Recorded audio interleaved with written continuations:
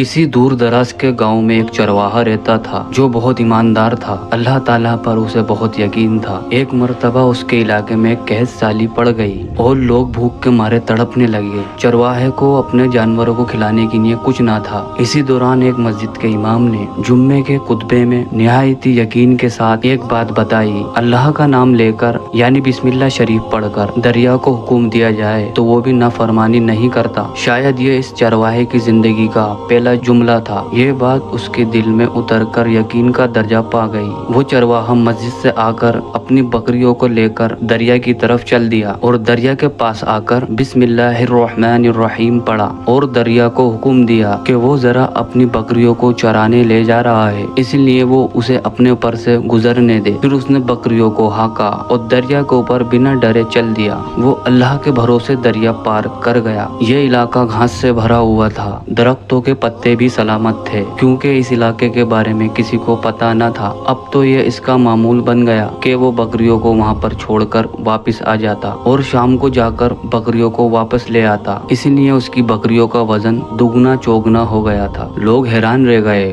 और पूछा कि वो अपनी बकरियों को क्या खिलाता है। वो एक सीधा साधा साफ दिल का एक मुसलमान था। उसने सब कुछ बता दिया कि हम दरिया पार करके बकरियां चराने ले जाते हैं। ये बात सबने सुनी लेकिन किसी ने यकीन नहीं किया क्योंकि ये नाकाबिले यकीन था। लोगों ने ये बात उन्हीं मौलाना साहब को बता दी और कहा कि एक चरवाहा दरिया के पार अपनी बकरियों को चराने ले जाता है बगैर किसी कश्ती के। हमें तो उसकी बात पर यकीन नहीं आ रहा है, आप ही उससे पूछिए। फिर मौलाना साहब ने चरवाहे को बुलवाया और सारा माजरा पूछा तो चरवाहे ने कहा कि ये सब सच है, बल्कि मैं तो आपका शुक्र अदा करने वाला हूँ क्योंकि आपने जुम्मे के खुतबे में एक नुस्खा बताया था कि बिस्मिल्लाह पढ़कर दरिया को हुक्म दो तो वो भी इनकार नहीं करता, वो भी अल्लाह ताला की नाफरमानी नहीं करता। मौलाना साहब ने उसे हैरत से देखा और उससे कहा, ऐसी बातें तो हम हर जुम्मे को कहते हैं, मगर ऐसी बातों का मतलब लोगों को ईमान की तरफ लेकर आना होता है, लोगों का ईमान बढ़ाना होता है। लेकिन बकरी वाला डटा रहा और उसने कहा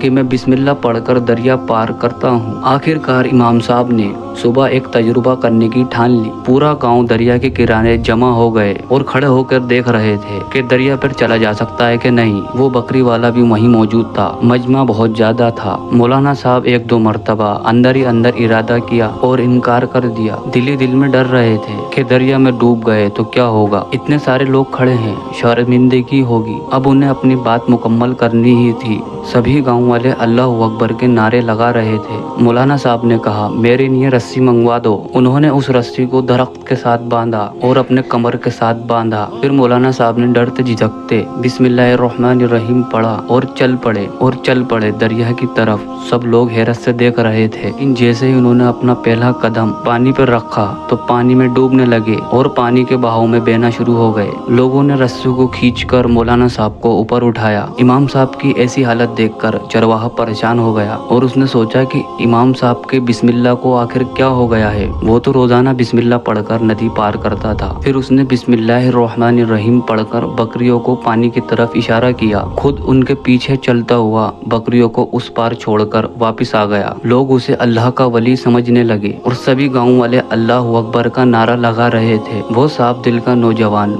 मौलवी साहब के पास पहुंचा। आपके डूबने की वजह मैं पहचान गया और कहा कि आपको बिस्मिल्लाह पर पूरा यकीन नहीं है, इसलिए आपने पेड़ से रस्सी को बांधा। आपको अल्लाह के नाम पर यकीन नहीं था। आपको अल्लाह ताला और उसके नाम से ज्यादा इस रस्सी पर भरोसा था, लिहाजा अल्लाह पाक ने भी आपको इस रस्सी के हवाले कर दिया। अल्लाह पाक पर सच्चा यकीन रखकर जो दिल से मांगो वो अता होता है। तो प्यारे दोस्तों, अगर आपको ये वीडियो अच्छी लगी हो तो हमारे इस चैनल को सब्सक्राइब कीजिए और हमारी इस वीडियो को लाइक कर आगे अपने दोस्तों में जरूर शेयर करें। तो मिलते हैं अगली वीडियो में, तब तक के लिए अल्लाह हाफिज।